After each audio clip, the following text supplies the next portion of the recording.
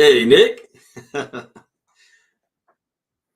Hey man, I just hit the live button, but I'm you gonna just you just hit let's go. You hit the let's go button. Okay. but give us about 2 more minutes, and we'll be getting started. Who else is gonna be coming Okay, on? and it says no, it's me today. I'm your guy. The guys are grafting, bro. We under deadlines. Gotcha, gotcha. All right, So give it 1 second here. you've got me today. Okay, cool. All right.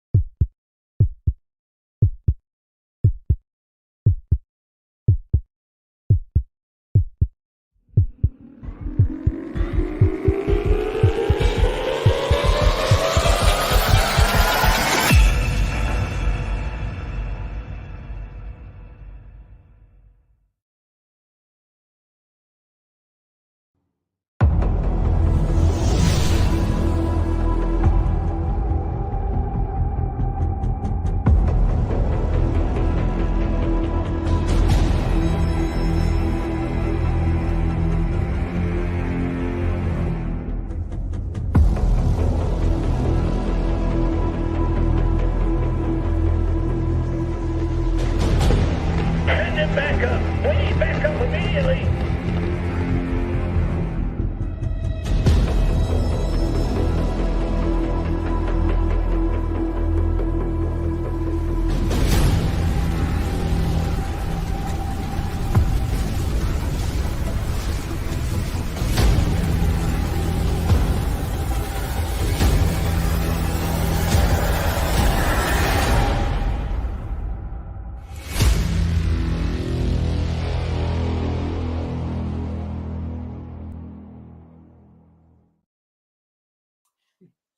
All right, all right, all right. Good morning, afternoon, or evening, depending on where you're logging in from. My name is Brandon Ivy, Los Angeles, California. I'm the founder and CEO of Ivy League Crypto Academy, ILCA for short. Thank you for taking time out of your schedule for being here. We are streaming on Facebook, Twitter, YouTube, and you can come straight on our StreamYard with us. Now, normally this Saturday morning, we do a crypto talk covering what's been going on in the crypto space over the past week. But today, we're going to be doing something a little bit different. We're going to be having an interview with the CMO, Chief Marketing Officer of the entire Vara project that we've been talking about for the last couple of months, that many of you have joined upon, and a lot of you have been kind of just sitting back and watching and seeing what's going on. See, this is a project that I came out of retirement from the direct sales space to participate in. And there's a reason for that. I mean, the timing was just perfect. Well, I mean, in our company, we had just released the DeFi, NFT, and Metaverse courses, and at the same time, we were introduced to this project that is bringing basically Web3 gaming to the center and the forefront in a first AAA MMO style game. Now, we were in stealth launch for the first 2.5 months or so, and we've been in pre-launch for the last month and a half to 2 months, and we've been having a lot of success recently, and a lot of you guys have been taking full advantage of that. And I always say timing and positioning is everything. Now, even for those of you who say, well, Brandon, I'm not a gamer. I'm not a gamer. How can I benefit from this? Well, since this is crypto talk, I mean, this is a whole crypto project as well. And last night or yesterday morning for us, you guys got to see a showcase, the second showcase of what the product actually is all about. And my head just exploded when I saw the possibility. It's bigger than we originally even thought.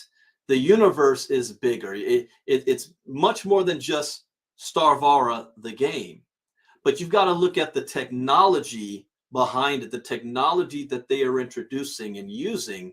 And one key thing that stuck out to me yesterday was when they said this, we want to be the Steam of the crypto space. And so we're going to get into that in a second. But as a disclaimer, I'm not a licensed financial advisor to be giving any type of financial advice. I share information and read the news and for informational, entertainment, and training purposes only. And it is up to you guys to make your own informed, intelligent decision. So what I want to do now is I want to introduce a gentleman to you guys that many of you have already seen before. Some of you have not. But I want to introduce, he is the CMO of the Vara project, and we have been working closely together for the last couple of months. And his name is Mr. Nicholas Vandenberg. So, Nick, how you doing this morning or evening for you out in South Africa? Evening for me. You can see I've got the new Vara background there. I like it. Pretty wicked.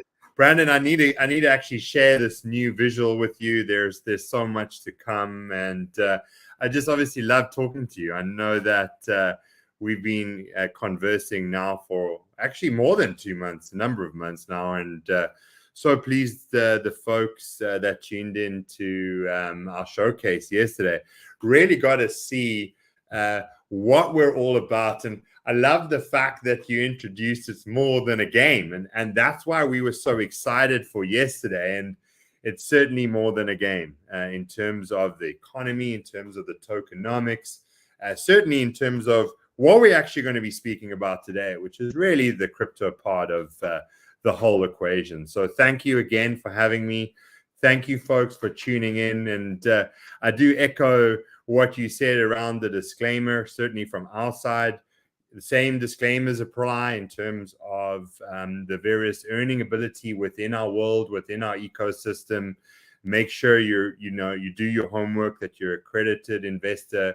And we're obviously here to just free talk in terms of what our passion points are, and all our various disclaimers and the like are very well highlighted throughout our social media and within our web space. So thank you very much for having me again. Well, one thing I want to kick off and start with is that people understand that there's two components here. We've got Starvara, and then we've got the networking side that originally was Star Horizon, and now we're moving into the brand of Vara. So can you share with everybody about that transition and why we moved into that direction? Absolutely. We moved into that direction because it really was a progression. You mentioned where we've come from a Star Horizon point of view, and we just felt it was a emergence of two brands. And it's a lot easier for me to have a conversation in terms of Vara, where we've got all these different components, as having to talk to you around different brands when we're having open conversations as such. So we were really excited to look in terms of where we came from Starvara, which has always been our MMORPG platform that we're rolling out of the course of the next quarters. But more importantly, with Star Horizon, we just saw the opportunity for us to talk to one narrative, one message.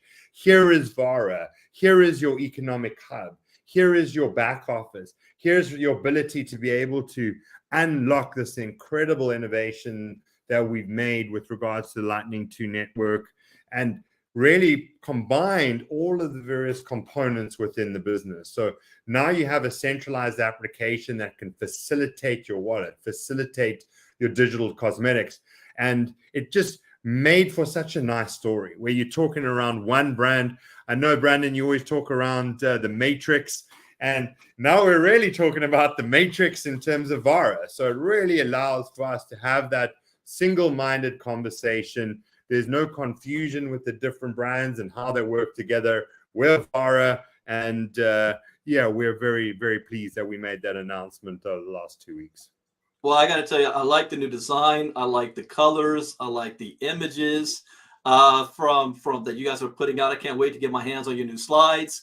Because I'm going to change all of that for the presentations.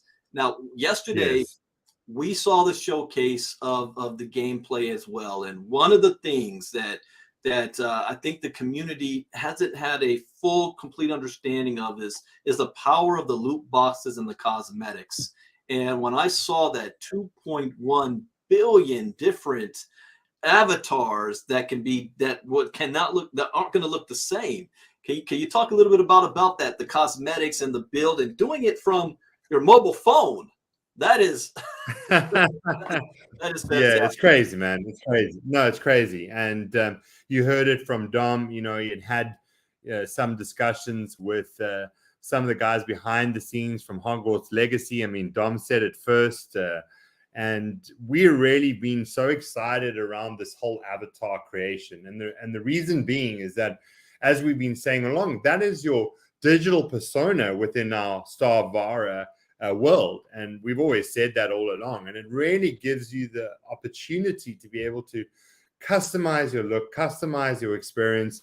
As we said before, from a Starvara perspective, you know, there's a number of factions, there's an entire solar system.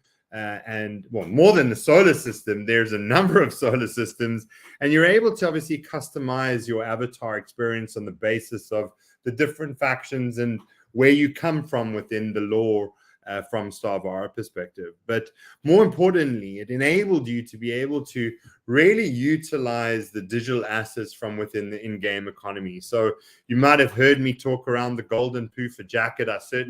I'm so wanting one. I promise you, I need to get one. I need someone within my team to design one as part of the loot box drops. And you know, why is it so important to have something like an avatar creator? Well, it certainly gives us the ability to be able to first and foremost customize our experience, how we interact within the open world. But more than that, it really allows for the digital items to come to life. So if we're collecting these digital items from within the game economy and also through our access packs, you can just immediately see the opportunity from an economic perspective if you start to trade them. And that's why this was so important. So we really believe that the avatar creator was going to set us apart, where you came through the sign-up process, you were then able to create this persona, but you're utilizing the very digital assets you're acquiring through the loot boxes, you're acquiring through the access packs, and within the game economy. And that was really the catalyst. So not only are you now having utility, and that's a big keyword, Brandon, and you and I both know a number of these projects, you always go down to what is the utility? Well, you can see the utility immediately now when you sign up. The utility there is in the customization. And more importantly, it doesn't buy you power within the game. And that's a critical point, because it's really around the visualization. And that in itself is creating, you know, this unique opportunity, because you might want a certain digital cosmetic. It's not necessarily going to give you power within. It's not going to give you power in the game. Not necessarily. It's not going to give you power in the game, but it's certainly going to give you that visual appeal, that visual status. I mean, Brandon, you're one of our, you know, founders within the organization, due to the fact that you've acquired not only one but a number of founders packs. And you'll notice within that opportunity in terms of the access pack, you're going to get a founder's badge or founder's lapel. And that's also really going to set you apart. And, you know, when you're interacting, so you got me on a really good day. I'm so excited, and I'm just talking. And I guess that's the nature of this conversation, because, you know, there's just so much to unpack in the coming weeks and months. But certainly from the avatar creation side of it, it just gives you unlimited opportunities to customize your look and really get to the crux of the trading economy with the digital cosmetics. Well, that's a very important point, because one of our leaders asked that question, that most gamers really don't like games where a player can buy an item and then that item makes them stronger than everybody else, not based on their actual gameplay skills, but the fact that they've got money and they're able to buy when somebody else doesn't. In this case, it's just for the cosmetics, the appearance, that you know, your gameplay is not going to be based because you were able to buy a item that made you super powerful, and gamers love that aspect of it. But what, even that, you think, well, why would people buy cosmetics? Well, this is a multi-billion-dollar space, and people love how their character looks. So I appreciate that you guys put so much diversity into the game and choices to be made. You can, I mean, like, let me use my words carefully. You can even buy a lizard skin if you want to. You know what I mean? Like, so there's just so much variety. But you touch on something that is quite dear to me. I'm a brand guy. I've come from a creative media industry, a creative media background most of my life, and what really excites me is the reality of it is like you and I spend every day. Ooh, that came out wrong. Every day in the mall. Well, we don't, but a lot of us spend a lot of time in the malls, and we frequent these big brand names. If you look at the Adidas's, the Gucci's, the Dolce and Gabbanas, and the like, and we're acquiring those physical items in terms of our physical look all the time, or we're aspiring to them. Why not within the digital world? And what makes that it doesn't make it any difference. It's the same aspiration. We want to have that swagger. We want to have that unique item that not everybody has. Or for that matter, we want to look a certain way. We want to dress a certain part. So it's the same in our environment, where we're giving you the choice to be able to customize your experience just as if you would within the real world. Well, even JP Morgan's Onyx company even stated for their metaverse project that digital assets in this digital world are going to be worth more than digital assets in the real world. That there's no difference between people's desire to want something in the real world or in the gaming world, but the gaming world is going to be so much bigger, so much more vast, and they have access to be able to do things that they never would be able to do in the real world. So I love that idea. But the next, I want to get No, into certainly. And yeah. No, go ahead. Go ahead. no, certainly. And I think just to say on that point, in closing on this, is that we're really providing you also the ability to be able to extract the value. That's the key here. So we've traded these assets, and I just wanted to end on that point. And I know we've got a number of questions to get through tonight, or today for that matter. But it is the ability for you to be able to acquire these items, like you just said, through the access packs in the short term. And then further, obviously, within the game economy, as you're, traversing this expansive open world experience, you're then trading them on the marketplaces, our galactic exchanges. You're making them available for other networkers, other gamers. But more importantly, you can extract the value. So if you and I make a trade for that golden poofer jacket, you then have the ability to extract that value. And that's a key component, because a number of the current titles that are in the market at the moment, they don't really allow for you to be able to extract that value. And Dom spoke about it on our call yesterday on our live stream. And it's really around, gamers spending time within the game economy, and they have amassed this incredible amount of value. Then they're stuck. And if they want to try and extract that value for thousands of hours that are spent within the game economy, they're not allowed to do so. And then when they do try and do so, they get slapped with 30-40% fees.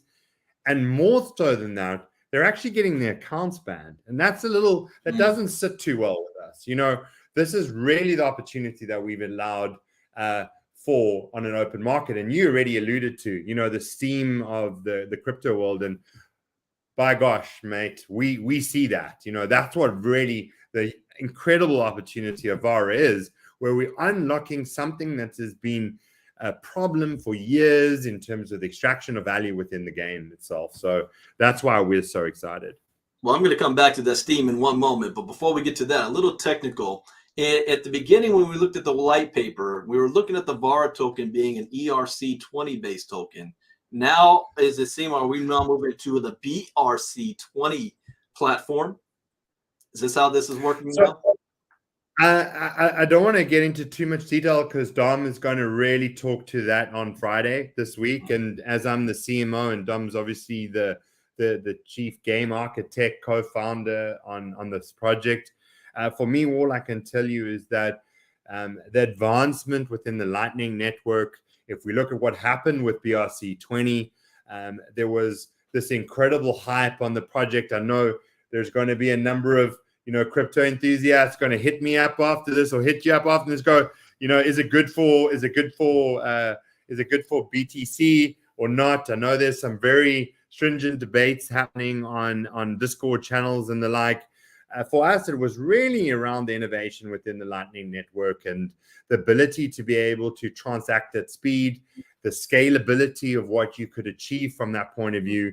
But more importantly, what we learned from BRC20, if you notice over the last, what was it now, 2 weeks, the fees just skyrocketed again.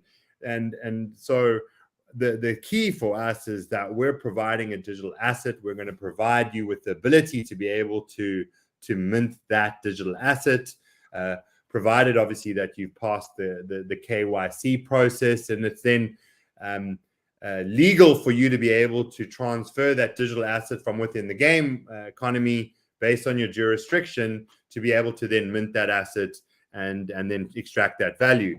But we're certainly very bullish in terms of what Dom and the team have done on the Lightning Network. And as you and I know, if we're talking pure crypto, just to get a little technical, what does that do? That facilitates the ability to be able to tokenize an asset, but more importantly, offer it at a fraction of the cost of what we just see now with BRC20. And I mean, those fees just went through the roof. Yeah, they did 1 million transactions, if you notice, and maybe I've got my math wrong. Maybe it was more than that within a very short period of time. And we suddenly saw congestion.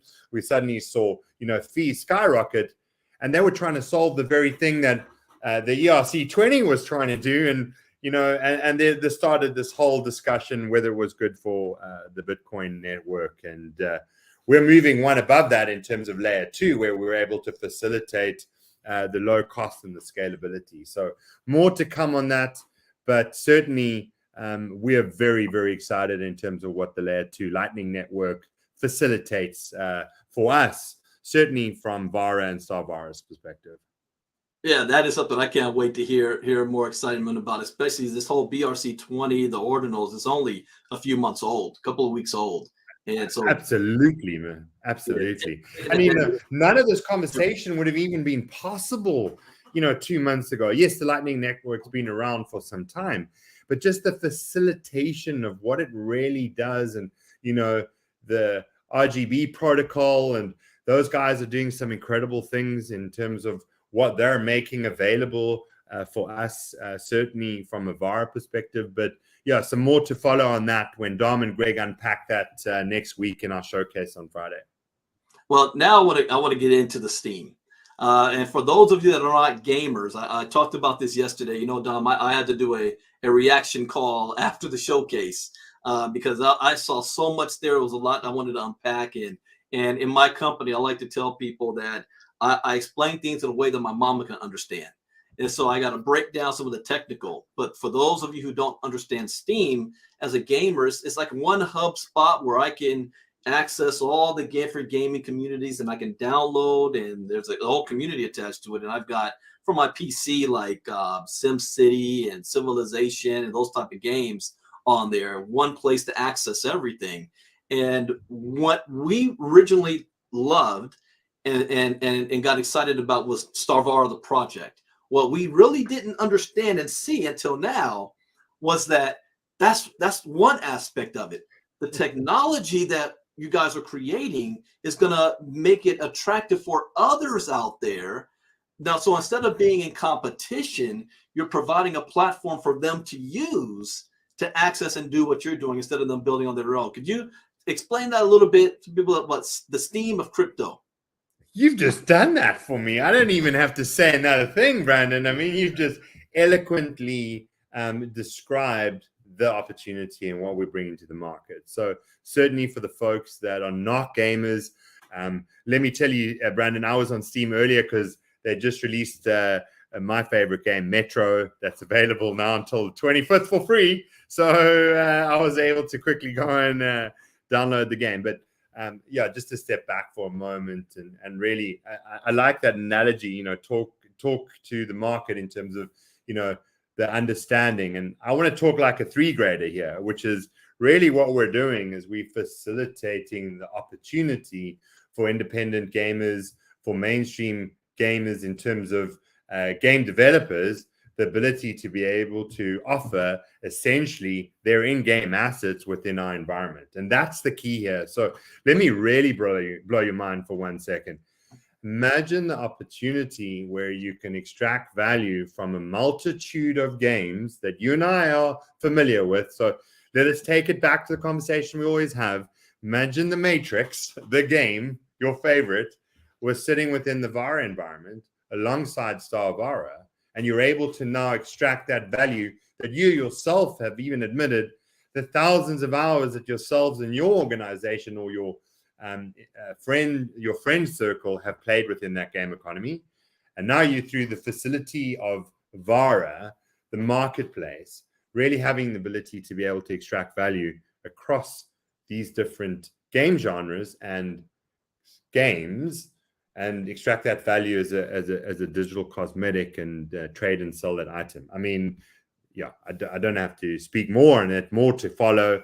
Friday is going to unlock a lot more in terms of that and how that's going to roll out. But certainly from a Steam perspective, that's certainly on our radar.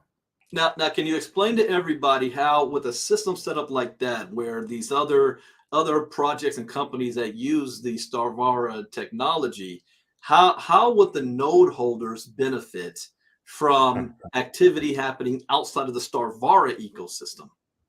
Yeah, and just to say, I mean, I know you and I have spoken about this. I think just to step back for a moment, what we facilitated is not a transactional node.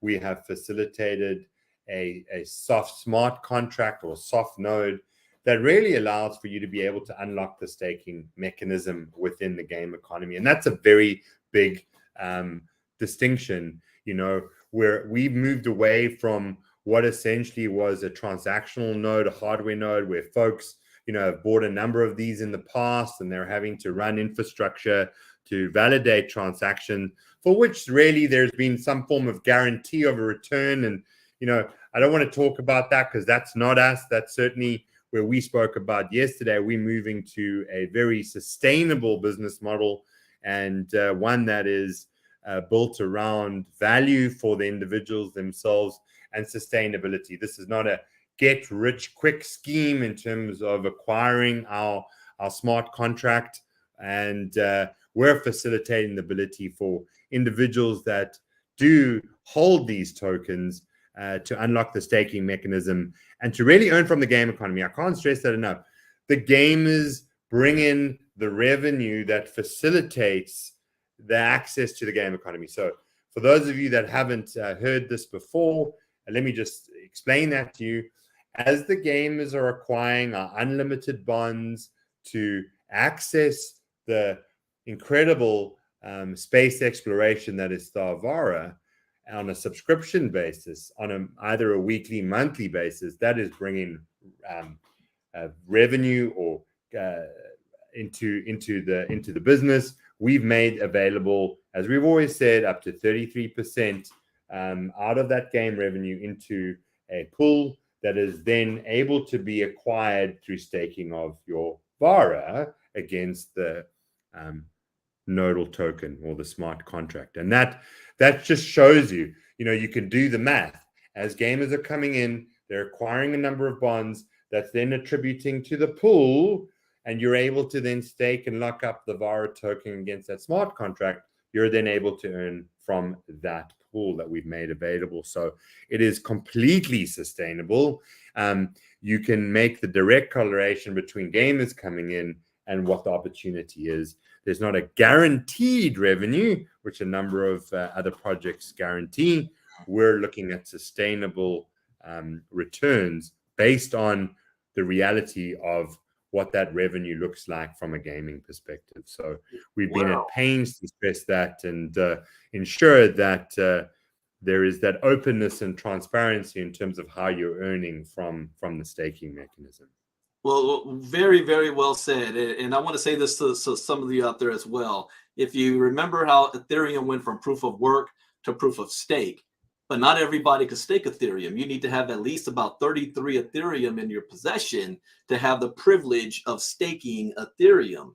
And when people hear nodes, they automatically think, well, is this producing tokens on a daily, weekly basis that I can guarantee a return? Well, no, there's no speculation here. There's no guarantee. Yeah.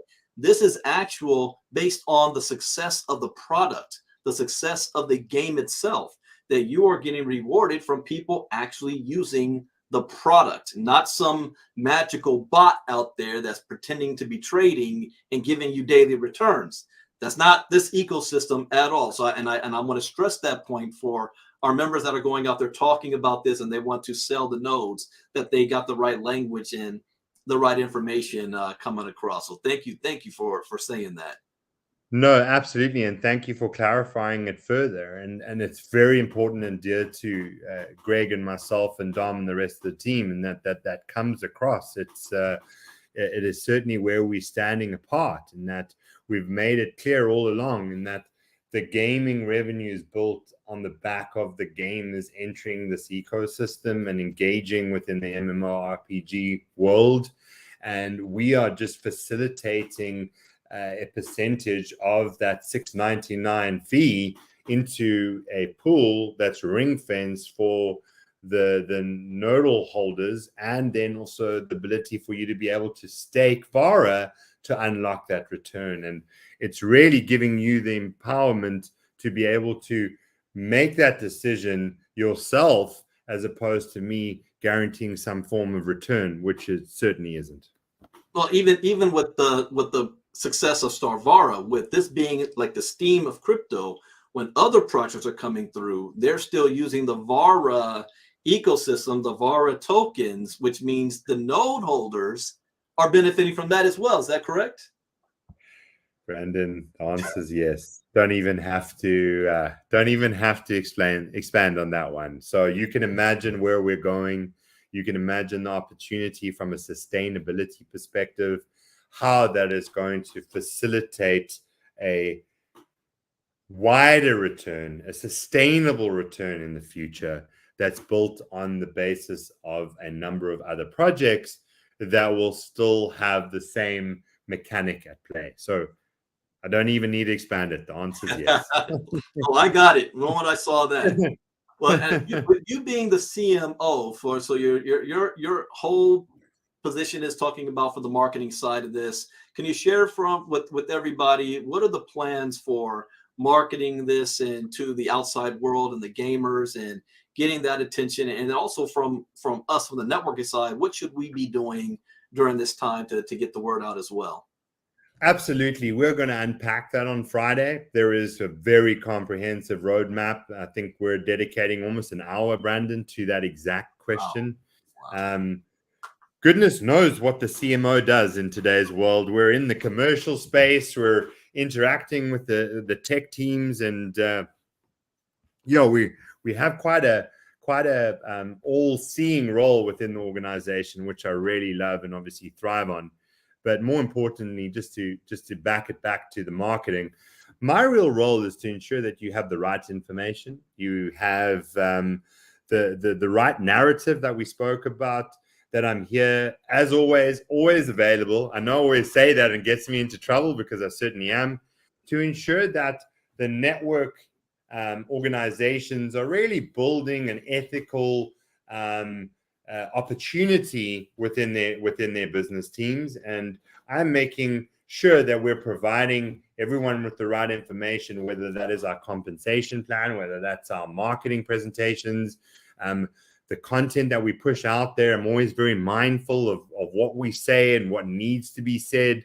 You and I just already before this call, we spoke about all the various disclaimers. We've got to be mindful that there's a number of disclaimers that do need to be mentioned all the time, because it's paramount to what we're working with, which is obviously, the Web 2 and the Web 3 environment around tokenization, security tokens in a number of instances. So yeah, always those disclaimers are very, very important and paramount. But just to step back to pure marketing, we've got quite a robust marketing plan that's going to incorporate events. I don't know if you saw, but we've got the incredible Sanel that's joined us, and she's going to be heading up the eventing layer of our business.